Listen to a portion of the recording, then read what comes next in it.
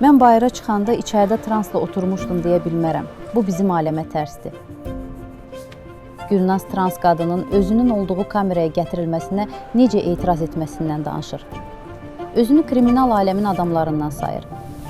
Kameradakı qadınların heç də hamısı belə düşünmür, lakin bütün həbsxanalar kişi mərkəzlidir.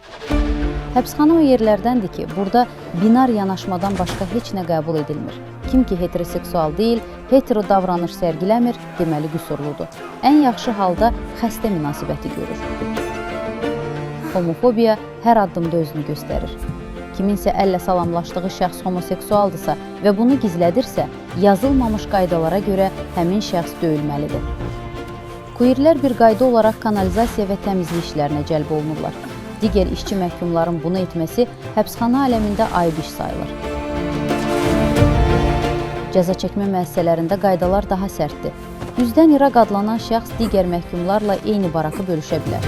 Ancaq onlarla eyni süfrə arxasında otura, stola əl uzadıb nəsə götürə bilməz. Ona veriləni isə tualetin yanında düzəldilmiş yerdə yeyə bilər. Gey barak kimi tanınan saxlama yerində olanlarınsa heç də hamısı queerlər olmur. Kimsə qumarda uduzursa və deyilən vaxtda borcunu ödəmirsə, ya ölüncə döyülməli, ya da gey baraka keçməlidir. Bu baraka keçən şəxs artıq gözdən çıxarılır. Yaratdığı insan tragediyaları, törətdiyi şüursuz cinayətlərlə homofobiya təməl insan haqlarına qarşı ən böyük təhdiddir.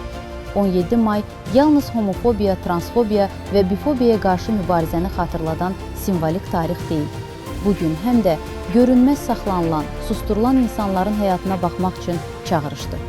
Həbsxanalar cəmiyyətin ən qapalı məkanları olsa da, orada baş verən ayrı seçkilik və zorakılıq cəmiyyətdən ayrı deyil, onun birbaşa davamıdır.